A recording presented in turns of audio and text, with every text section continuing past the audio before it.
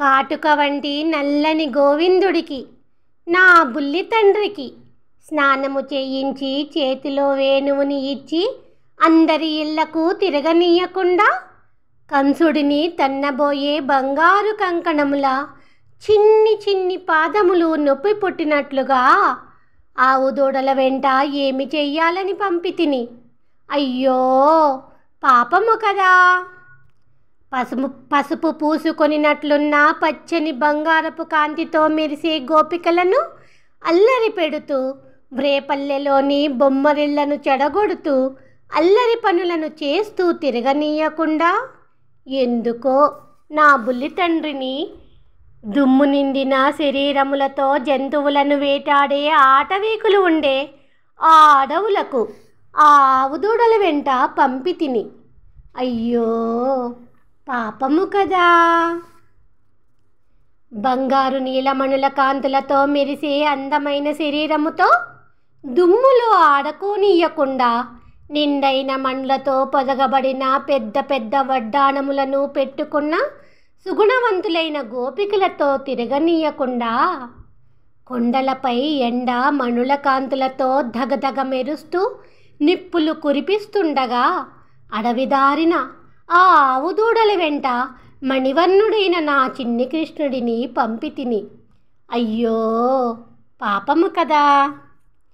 నల్లని అందమైన జడలు కడిగిన ఆడవారు వచ్చి చాడీలు చెప్పగానే నా బుల్లి తండ్రి చేసే అల్లరి పనులను తట్టుకోలేక నా కన్నుల నిండా అమరి ఉన్న ఆనంద స్వరూపుడిని, ఎవరికీ తెలియరాని కష్టసాధ్యుడిని ఈ వ్రేపల్లె అంతా తిరగనీయకుండా ఆ అడవిలోకి ఆ ఆవుదూడల వెంట పంపితిని. అయ్యో పాపము కదా. గోపికల మనసుకు నచ్చినవాడై దొండపండు వంటి ఎర్రని అదరముతో చిలిపి చేష్టల ముద్దులతో అందరితో అన్ని చోట్ల కొంటి పనులను చెయ్యనీయకుండా బాధ పెట్టే విల్లు కలిగిన ఆటవీకులు ఉండే ఆ అడవులలోకి ఆ ఆవుదూడల వెంట నా బుల్లి తండ్రిని నా దేవాది దేవుడిని పంపితిని. అయ్యో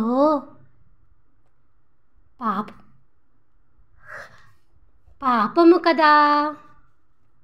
గొంతులోకి మెత్తగా జారే కమ్మటి వెన్నను తిననీయకుండా బయటికి వెళ్ళి ఈ వ్రేపల్లెలో అంతా తిరుగుతూ అల్లరి చేస్తూ ఆడుకోనీయకుండా నాతో పాటు నా కొంగు పట్టుకుని తిరిగే నా బుల్లి తండ్రిని ముళ్ళు రాళ్ళు నిండి ఏనుగులు తిరగాడే ఆ అడవి దారిలో ఆ ఆవుదూడల వెంట పంపితిని. అయ్యో పాపము కదా. రెపరెపలాడే సన్నని నడుముల అందమైన గోపశ్రీలు వచ్చి నా బిడ్డపై నిందలు మోపగానే తుళ్ళుతూ గెంతుతూ ఆనందముగా తిరిగాడే ఆ గరుడ వాహనదారుడిని తన స్నేహితులతో తిరగనీయకుండా జిల్లేడు కాయలను సైతము ఎండించే ఎండలలో విపరీతమైన వేడి సెగల అడవిదారిన ఆ ఆవుదూడల వెంట నా బుల్లి తండ్రిని పంపితిని. అయ్యో పాపము కదా.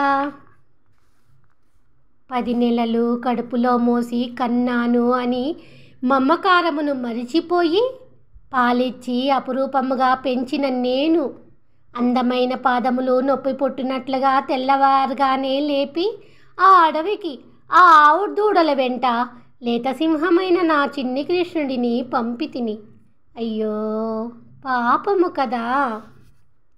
ఈ ఎండలో కాలుతున్న సూదుల వలె ఉండే గుళకరాళ్లతో నిండిన దట్టమైన అడవి లోపలికి కఠినాత్మురాలిని అయిన నేను నా బుల్లి తండ్రి ఆ దామోదరుడికి గొడుగులను చెప్పులను ఇయ్యకుండా అరికాళ్ళు నెప్పు పుట్టినట్లుగా ఆ ఆవుదూడల వెంట పంపితిని. అయ్యో పాపము కదా.